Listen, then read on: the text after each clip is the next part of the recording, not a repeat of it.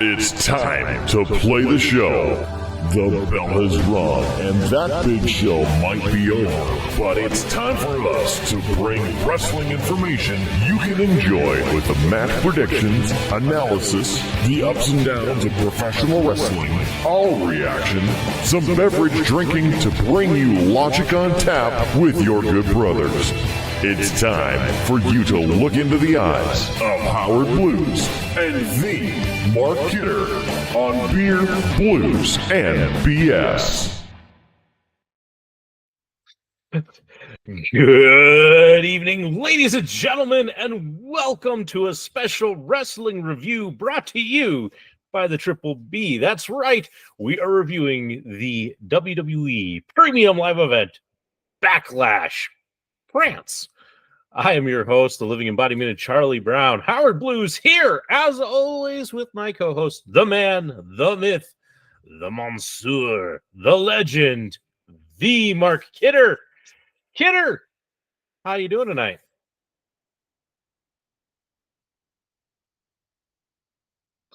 I am exhausted and ready for bed, but I'm bringing the last bit of my energy to this show, So I'm excited. I think we're going to have a good time tonight. Hopefully some people are coming in, joining, watching us, and participating, because that's what makes this show fun. So, yeah. Before we break down, though, the rules of how we do reviews, because we do reviews slightly different around here on the Triple B, Kidder, it is time for everybody's favorite segment of our show, and that is What's on Tap. You, sir, you're going to end up doing most of the talking. What are you having? How are you keeping those vocal cords lubricated during this impressive show we're about to deliver to the masses?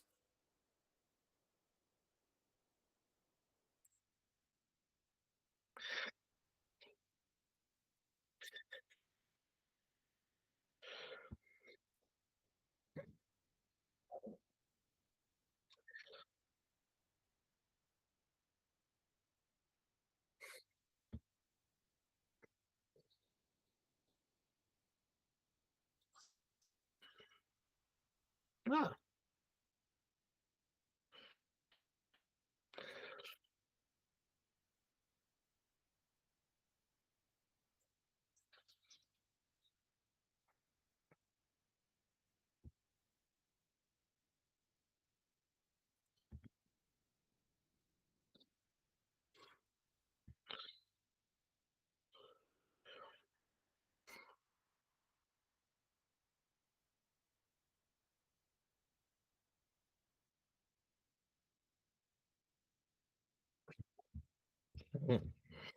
Good choice. Good choice. I'm got a nice brisk iced tea here that I'll be working on. But of course, Kidder, we do things a little bit fun for those if you've never joined us, if you've never been here for how we do reviews.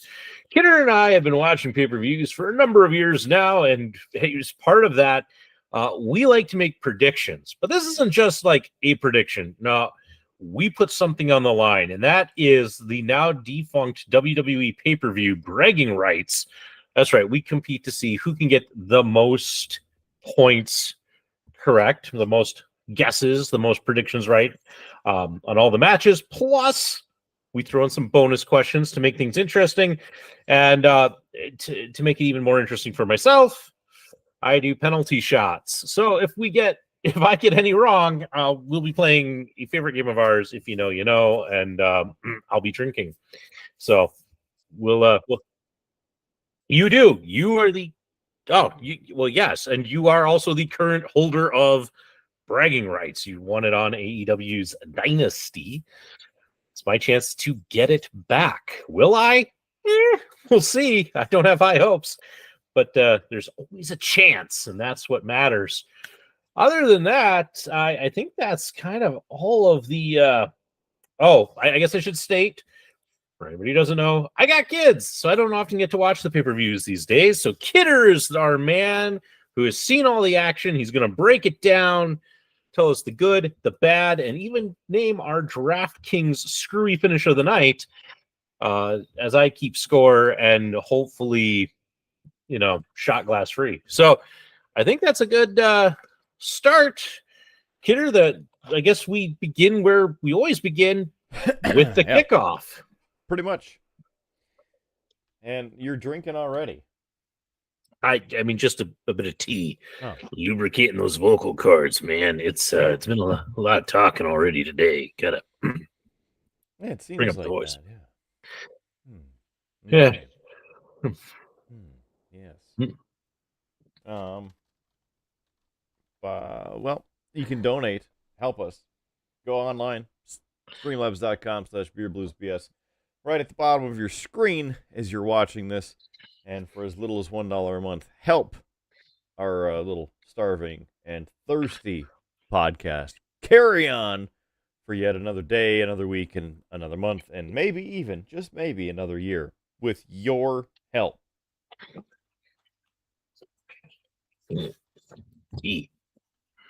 Excellent. So, Kidder, yes.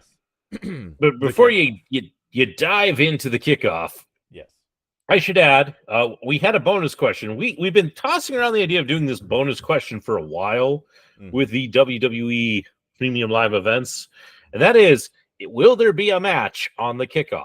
Because sometimes there is, but sometimes there isn't. And for this particular prediction, we both said no, there will be no matches on the kickoff. So just to get that out there as you start breaking down the kickoff. Well, to tell you straight up, no. There were no matches on the kickoff. Easy first point. Yeah. Okay, so we are live from France and Lyon, France, the LDLC Arena. Sold out at 11,628 people. As you can see, graphics not too bad for the show. Looked pretty good. Kickoff featured one CM Punk, Big E, and Jackie Redmond. Fun fact, after the kickoff, apparently there wasn't anybody else in WWE headquarters, and everybody else left while CM Punk was changing, and then he was stuck in the building. No, I have not seen an update to see if he got out. So they were doing the kickoff like live from here, like in the United States, and he got locked in the building. Yeah. Yeah. I hope he did something with that. This is the kind of thing that the WWE social media account should be all over. That there's something to be said there. And I'm sure it's going to show up in a promo about him not being able to get out of the building. So probably the next Drew McIntyre promo or whoever he's feuding with right now. It definitely should be. And he was also Girls go mentioning that he hoped that WWE social media also would not, happen to come across that. So, well, we'll see. I'm sure there will be memes and such about it. Yeah. Something about, making sure that he doesn't walk out again. That would be right. That's the easy joke. Thank you. I'll be here all night. There you go. Aside from that, it's the first ever pay-per-view or premium live event from WWE taking place in France. And it was pretty cool. It's good. Loud crowd, very into it. And for me, like I was mentioning before, this show started at noon Central Time. Which it's got to be nice, like watch a premium live event in the afternoon, Yeah, maybe. It was all right. So let's get this thing started because no matches in the pre-show, so it really, doesn't matter in the kickoff there. Everybody's going bonkers. The crowd, super loud, sold out arena. Right at the beginning of the pay-per-view, a decent opening video. Again, incorporating, in my opinion, a little too much footage of matches, but better than what it has been. Started actually getting me a little pumped up to watch the show. I'm like, okay, we're getting somewhere. Then when they came to the arena, of course, Michael Cole and Corey Graves welcomed all of us in, and then did the typical video package pieces where they're showing everybody arriving to the arena throughout the morning. So, it is what it is. They're trying to make that cinematic feel, I suppose, with all the extra footage that they're bringing in.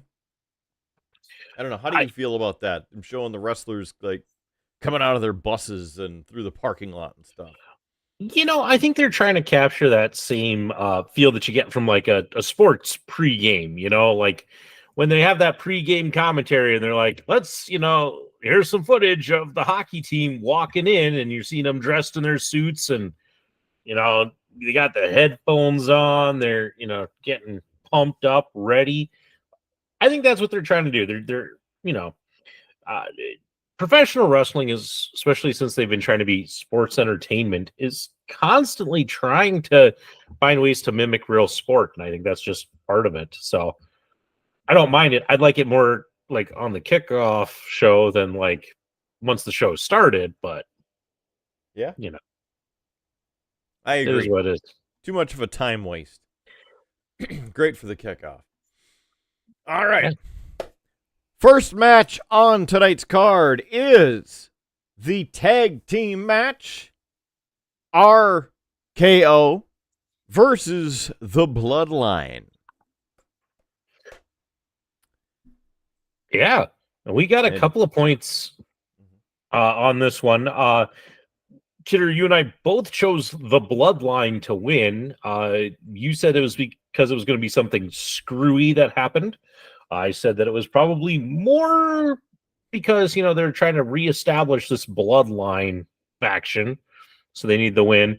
But we also have a bonus question on this, and that was we threw out the question, does Jacob Fatu make his debut as part of the Bloodline or part of the interaction with this? And we both said yes to that. So we have the potential to each score 2 points on this kickoff match. And I should say first match. It's a kickoff match because that implied that it was on the kickoff. I'll get better. I promise. It's been a day. Consummate professional. I try. So. Okay. Yeah. All right.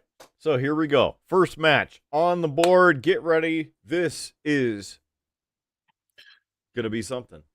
Right away, KO, huge pop, bam, straight out. I love what they're doing with this. They took more time to make the entrances longer, and that's what I've been missing for a long time is those longer entrances of the wrestlers to actually interact with fans and have their music play, things like that. This was great. KO interacting with the crowd. Everybody was going crazy, and again, really, really cool moment. Then Randy Orton's music hit. The whole building started singing.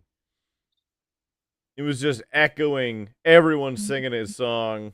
Voices originally recorded by Rev Theory. Love that. It was just fantastic. Yeah. Fantastic. Then Bloodline.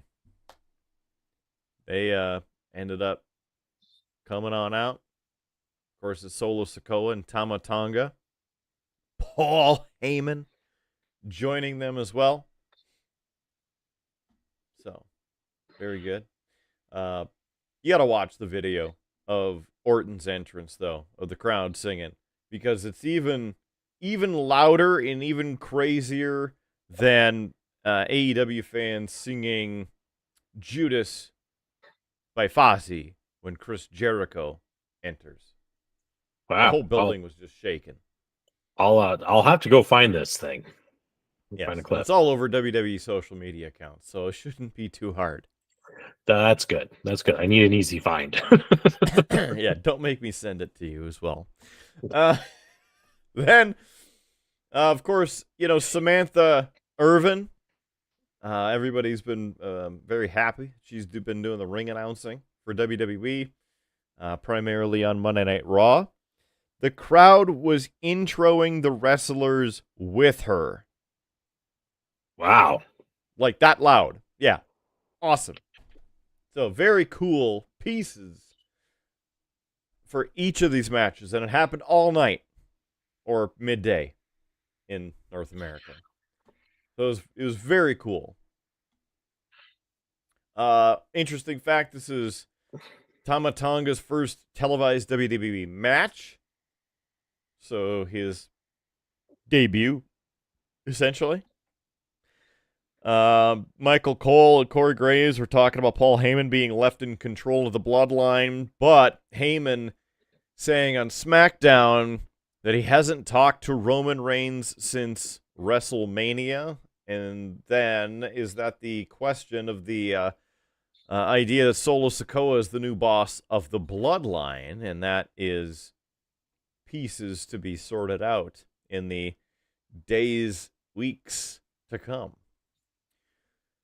So right away, they're all four are standing in the ring. The bell hasn't rung yet. They go right at it. They're fighting along the ring posts. They throw each other out of the ring. They're fighting outside, and then everybody comes out of the back. All of the security, all the referees, Howard's flock of sheep, running down to the ring, pushing people apart.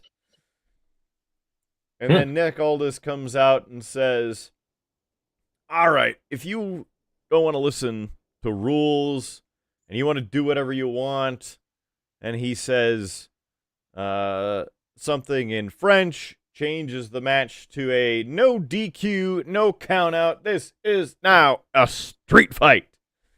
The bell rings. Okay. So Interesting. now they're continuing to beat the crap out of each other and going through the crowd. They actually put the picture-in-picture so you could watch both sets of dudes beating the crap out of each other. They're beating the crap out of each other by the commentary tables. They're beating the crap out of each other up the aisles, through the stairs, up into the upper deck, over here, over there. They're beating each other up, going at it, including a bunch of cool moves. I mean, the standard what you can safely do outside of a ring, right? So all of that is happening. Then they start coming down back to the ring and working each other over by the commentary desk. They got trash cans out now, kendo sticks. Everybody's going nuts. The fans then chanted, "We want tables," which, of course, man, you gotta give the people what they want. The tables. They brought out the tables.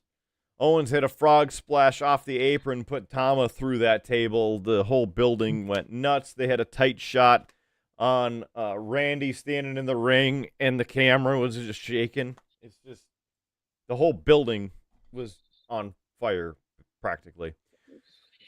So, again, this just kept going back and forth over and over. They got the trash cans. They got the kendo sticks, the trash can lids.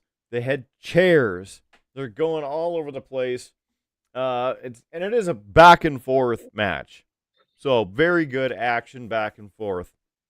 Tom and Solo brought the table up into the ring and set it up against the turnbuckle. Solo headbutted Owens a few times, tried to throw Owens through the table, but Owens countered by sending Solo through the table. Good stuff. Tama came back, hit a clothesline on Owens. Orton comes back into the ring, looking as Tama's looking at Owens. The fans get real loud. Orton faces off with Tama. Owens avoids a chair shot, leading Orton to hitting 2 clotheslines and a power slam. Orton then goes for vintage Randy Orton off the ropes. He then hit an RKO in the center of the ring, gets a 2 count because Solo came in, broke up the pin. Solo headbutted Orton out of the ring and cleaned off the commentary table. Solo tries to go for the Samoan spike. Orton counters it, leading to Orton hitting an RKO on top of the French commentary table, which didn't break. Owens gets back in the ring with Tama. Owens hits Tama with a chair to the back and then hits 6 chair shots to the back, opens up the 4 chairs, sets him up into the ring. Owens puts Tama on the chairs, goes up top. Tama stops him with some punches. Tama tries to superplex Owens, but didn't work. Owens gave Tama a brainbuster through the 4 chairs set up in the ring. Everybody going bananas once again. Owens covers Tonga for the pinfall, but guess what? Tonga Loa pulls the referee out of the ring. Cole mentioned it was Tonga Loa, who is Tama Tonga's brother. Loa nails Orton and Owens with steel chairs. Solo gives up Owens the Uranagi through a steel chair, and Solo hits Owens with a Samoan spike, gets a pinfall. That match, 19 minutes, 25 seconds. The Bloodline picking up the victory with Solo Sikoa and Tama Tonga and the other son of Sabu, Tonga Loa. Yeah. We each get a point there for the Bloodline, and unfortunately that was not Jacob Fatu who made his appearance. So Kidder, I need a number between 1 and 4.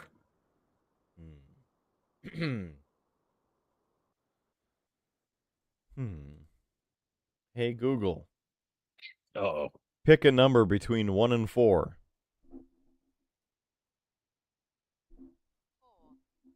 There you go. 4. Yeah. An oldie but a goodie. Okay. I don't know that. This actually sounds like this was a fun and exciting match, Kidder. Yep. I kind of am sad I missed this one. Might be worth me checking out. And what a barn burner for an opener. I feel bad for whoever has to follow this particular showcase. Although, question, Kidder, with this whole Tonga Loa showing up, is this our DraftKings screwy finish of the night? No, because this was changed to a street fight. And I'm we glad figured you know something screwy was going to happen. Yeah, I'm glad you know the rules. Cheers, and hey, if you know, you know. I know the rules. What? Well, listen, there might be people who are watching and don't know how we do the whole DraftKings screwy finish of the night. When it's a no DQ match, yeah, we expect screwiness. That's not the same as somebody else coming in and altering the course of the match. So I was glad you knew the rules. Mm-hmm. Ooh, okay. Fair enough. Yeah. My breath is now minty fresh after that one. Wonderful. Yeah. So, yeah, but good match. One of these days, I'd like to see them, let Kevin Owens win again. But I'll keep waiting. One day. One day.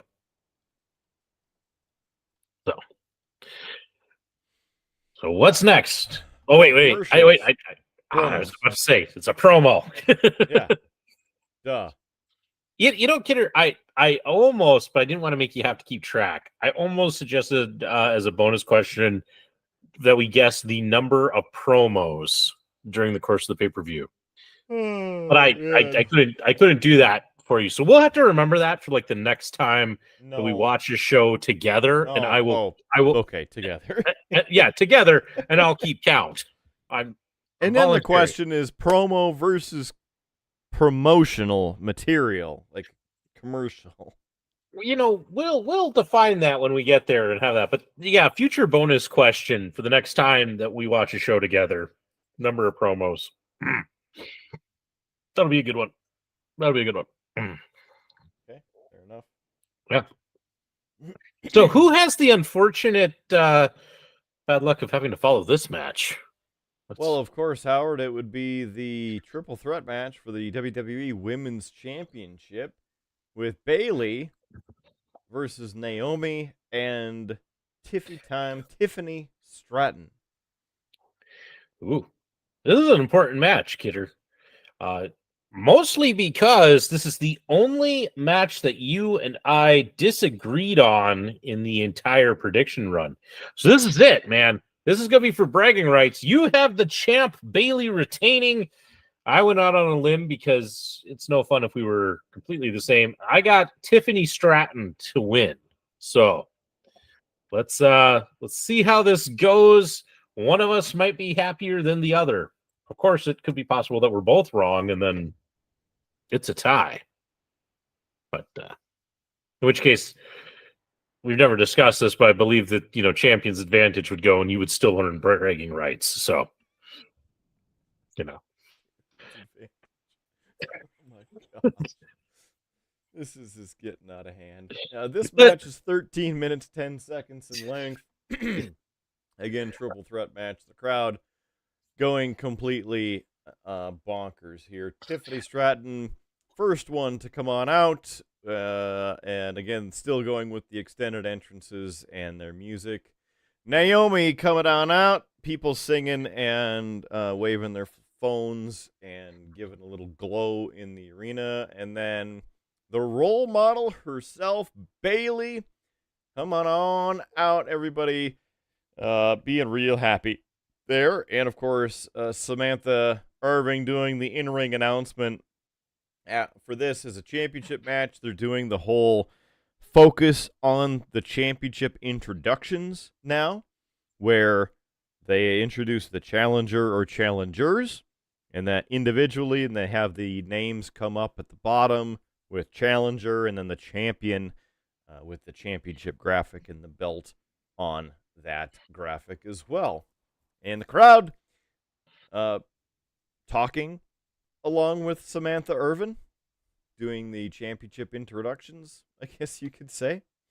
Bell rings again, 13 minutes, 10 seconds right here.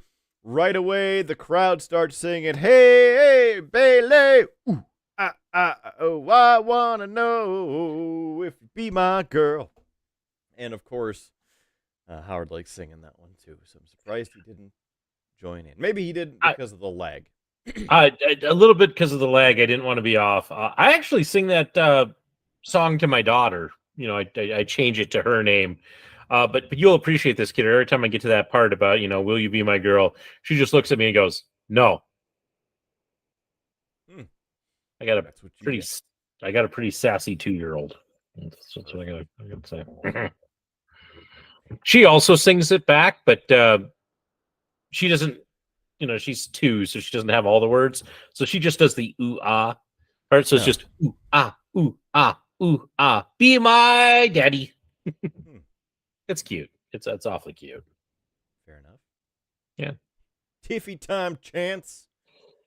No countouts, no DQ. First pinfall wins.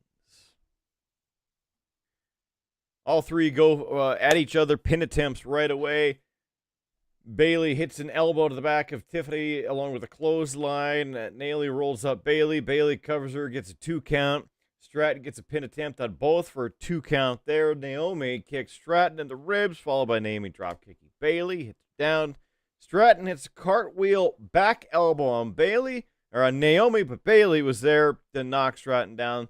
Stratton did a double stomp on Naomi. Stratton drop kicks Bayley. Naomi was sent out of the ring, and Stratton nailed Bayley with the elbow smash. Stratton works over Bayley, some choking across the middle rope.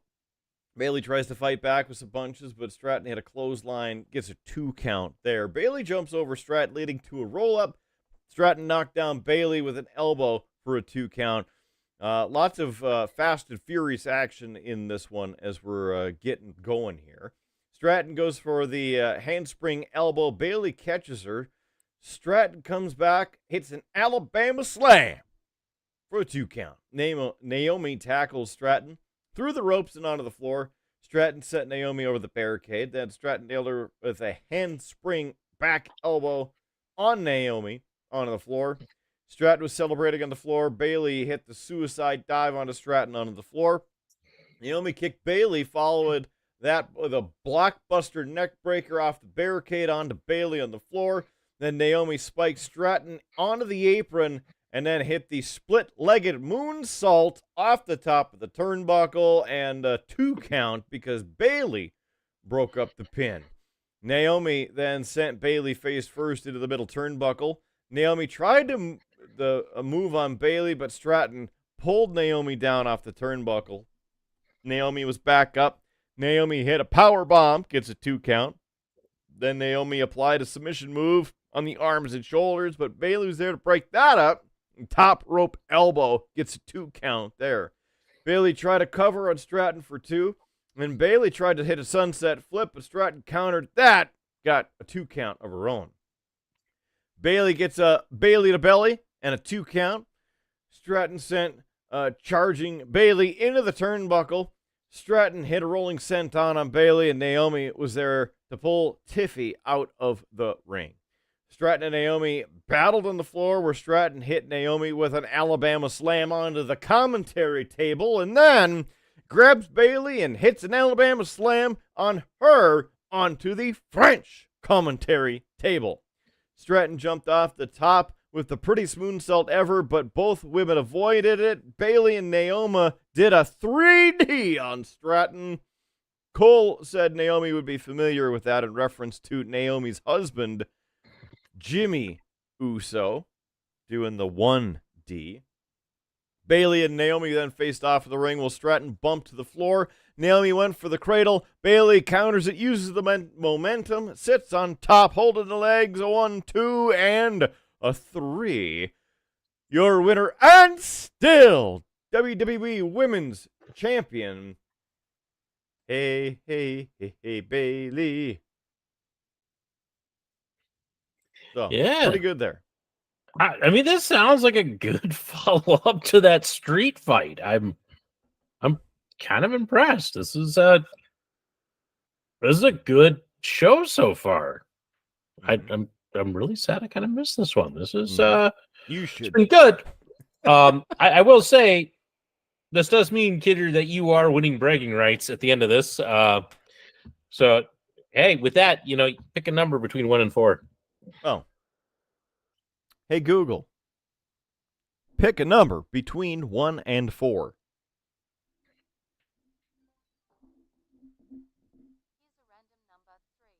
3. 3. Okay. That took longer than what I expected it to take.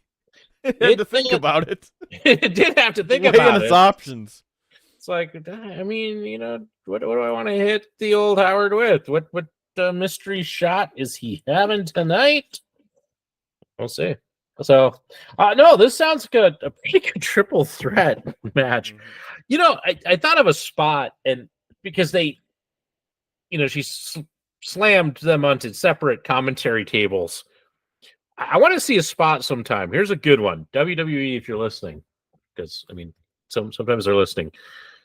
You should have had it where you get, a triple threat like this. Your opponent, one opponent on one table, another opponent on the other table. Do like the frog splash, from the ring through the table, and then try to pin them. When that doesn't work, then do the frog splash through the other table, just as like out of sheer desperation. Yeah. You get the right person who could sell that, and it'd be pretty epic. So, but anyway, cheers, and if you know, you know.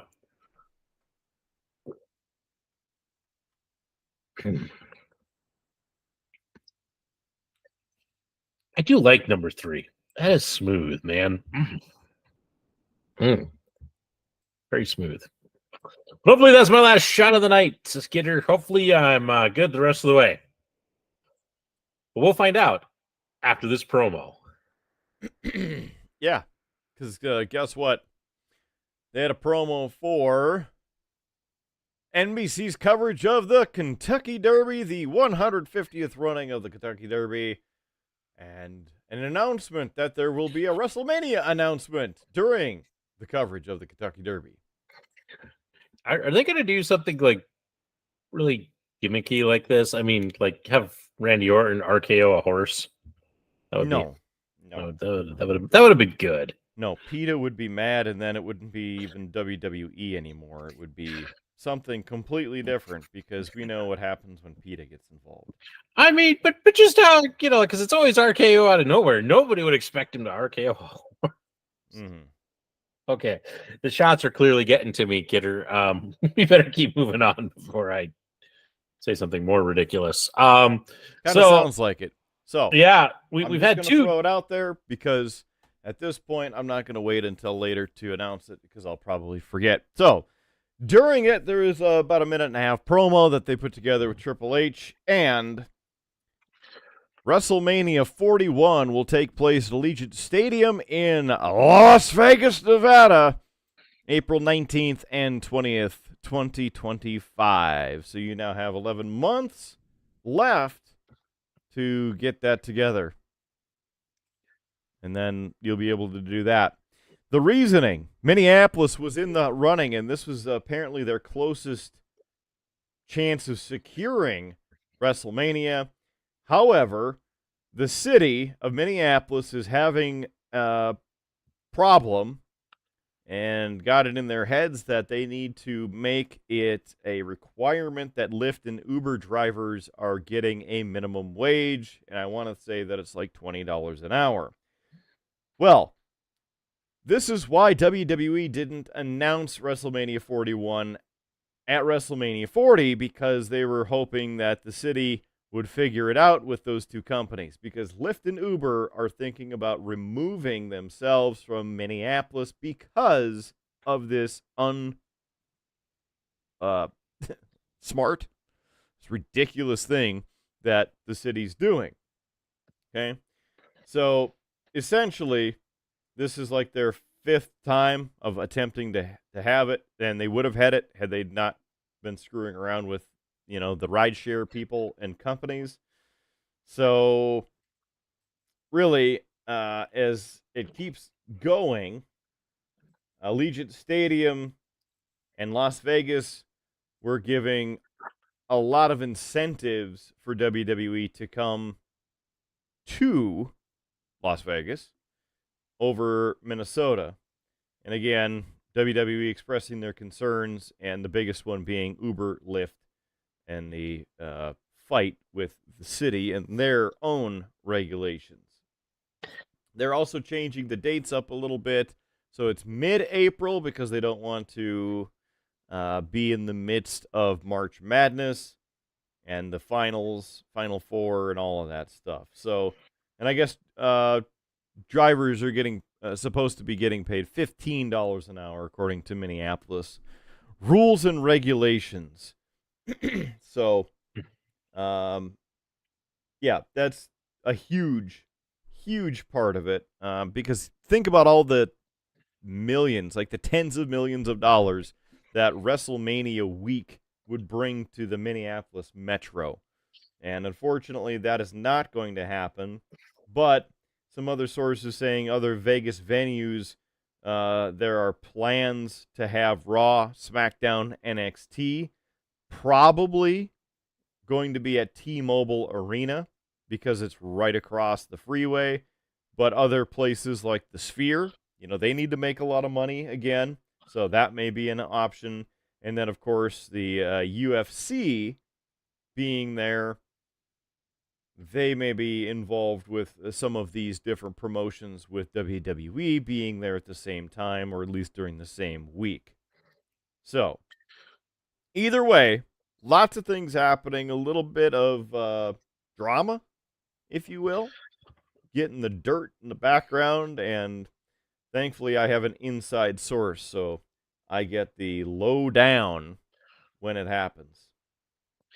I didn't realize you had an inside source. I'm a man with legend, obviously. All right, well, listen, I mean, I don't doubt you and your abilities, or even the fact that you have a source, because, I mean, you are, like, everybody, man. It just... Oh, not for everybody. For everybody doesn't know, I've been out with Kidder many times, and he always seems to stumble into, like, a couple of people who know who he is. You're our local celebrity, man. Thanks. Yeah. So there's also the potential they're working on Vegas for 2026 already. I mean, makes sense. It really does. But shucks, poor Minneapolis. I mean, that was. I know the Midnight Rocker was hoping that one would come true, so that we would be there and see him. Well, me too, man. I mean, tickets to Vegas are cheap, and you know what? We could get there in an even shorter time frame for travel than if we were to drive to Minneapolis. Yeah. So, I mean, there's a chance. And I don't know if he's watching right now, but a shout out to Mr. Adam Hall, former guitarist from Another Lost Year. He's a huge WWE fan. He's working on getting some things ready to go so then he can go to WrestleMania in Vegas. And he's like, let's go. And I was like, hell yeah, we should go. Because why not? And the logo looks pretty sweet. Cool. Do like the logo. Thoughts on Lost Wages Mania? It's one of those things. This doesn't surprise me. And if anybody's wondering why, like, the whole price of rideshare things matters, is because if you don't have ride shares, that is how most people are expecting to get to and from the arena. And if you don't have that access to and from the arena, that's going to affect how many people are going to show up, how many people want to try and fight the crowds and find a parking space and all of those things. So that's why. As for it being in Las Vegas, cool. At least it'll be an inside show. Kidder won't have to complain about the daylight. Yeah. I mean, sure. So, all right. What's next, Kidder? What follows this triple threat match? Well, you're going to love this. It's a singles match for the World Heavyweight Championship. Your champion, Damian Priest, versus the Yeet Meister himself, Jey Uso. Really? Interesting. I would not have thought that this would have gone on in this spot. But hey, in the prediction game, we both went with Damian Priest to retain. He just got it. They spent a year with him as Mr. Money in the Bank, or Senior Money in the Bank. We both expected him to continue to hold on to this for a while. So, yeah, I mean, he was Senior Money in the Bank, and now he is something champion. Whatever. This match was 15 minutes, 45 seconds. Also forgot to mention there was another Xfinity highlight of the night showing Solo and Tama versus Orton and Owens. It's a little early to be. Yeah. A little early to be highlight of the night when it's only been 2 matches. Yeah. So there it is. There it is. Okay, this is going to be interesting. Also, I should mention that the next interesting piece is that Jey Uso was shown backstage getting ready for this match. Solo Sikoa walked up while Tama Tonga and Tonga Loa were there with Solo, and then they looked at him and then walked away. Paul Heyman walked up to Jey, shaking his head no, as if to say that Heyman didn't approve of anything that's going on. Watching Heyman through all of this has been funny because he's just emphasizing all the extra drama that's going on. Then Jey Uso makes his entrance. He's at the back of the arena. Crowd's going nuts. Everybody's got their cell phones out. Lots of lights. It's almost like the Fireflies, even though they didn't dim the lights. It was pretty crazy. Everybody's singing along to the Just Me Us Day One-ish. Hey! Damian Priest makes his entrance, and they, in my opinion, production screwed up because they're still using the augmented reality. They cut to the shaman, or whatever you want to call him, up in the 3D space. It started moving, and they cut away, and I'm like, you guys are dumb.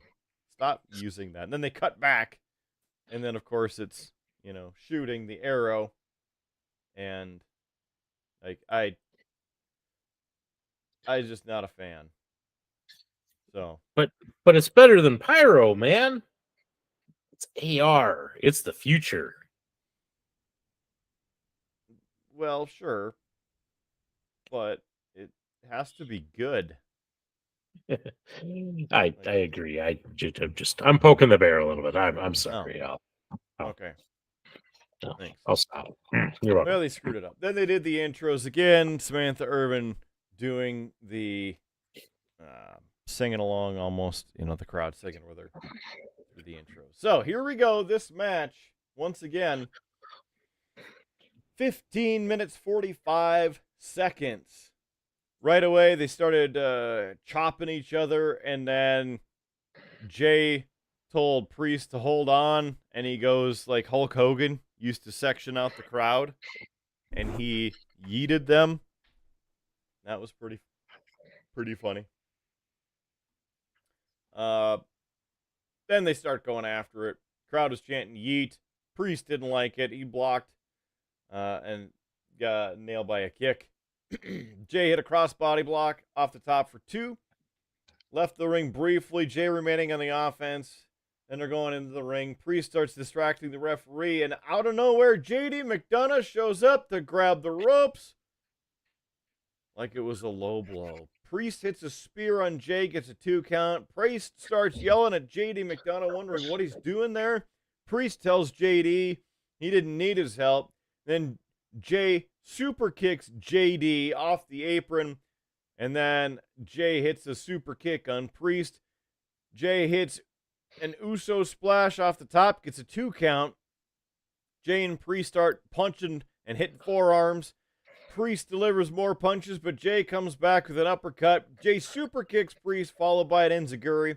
Priest comes back with a jumping kick in the head. Jay goes for a super kick, but Priest catches it and then hits Razor's Edge and a 2 count. Priest starts setting up south of heaven, but Jay gets out of that. Jay runs the ropes, leading to a spear, gets a 2 count. Jay goes up top, and out of nowhere, Finn Balor shows up from the crowd. Balor gets up on the apron. Jay super kicks him, knocks him down. Priest hits Jay with a clothesline, hits south of heaven, a 2 count again. Priest then hits a spinning kick, knocks Jay down. Jay comes back with a super kick, and then again another super kick. Jay hits another super kick. It's like a super kick party once again. Jay runs the ropes, leading to a spear. Jay goes up top, hits another Uso splash. 1 and 2. Up, JD comes over, puts Jay's foot on the bottom rope. The fans start chanting asshole. JD and Cole said that we didn't need a translator. Jay regroups, hits a suicide dive onto JD on the floor. Then Jay nails Balor with a spear on the floor as well. As people start getting out of their chairs, they're getting really excited. Jay goes up top. Priest hits the ropes. Jay gets knocked down from the top turnbuckle. Priest picks him up. Hits south of heaven. The choke slam on the turnbuckle. A 1, 2, and 3. There it is. 15 minutes, 45 seconds. Your winner, and still WWE World Heavyweight Champion, Damian Priest. Getting this sounds like a really screwy match, so I gotta ask, is this our DraftKings screwy finish of the night? Well, Howie Blues, yes it is! There it is. The old DKSF. DraftKings screwy finish OTN of the night. I gotta say, just listening to this does sound like a... I don't know. This sounds like so far the weakest match on the card. or at least Well, of what wait, we've there's more. Well, I know there's more coming up, but so far, like we had the awesome street fight, we had the great triple threat, and now this just seems a bit meh. I don't know. So, yeah, I'll probably skip this one on the old replay. Sure. Well, after the match, Finn Balor, JD McDonough. Maybe we're live now. Maybe. Who knows? Who knows? We could be live. We might not be live. Are any of us really alive? Spinning. This could all be a simulation, part of the I Matrix. think we're in a simulation. I mean, if we are, couldn't we have picked a better simulation? I mean, could have been like GM mode in one of the bad WWE games. I mean, has GM mode ever really been good? Maybe.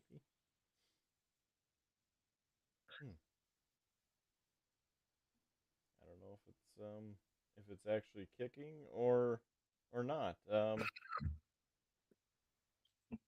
we're back on YouTube. Okay.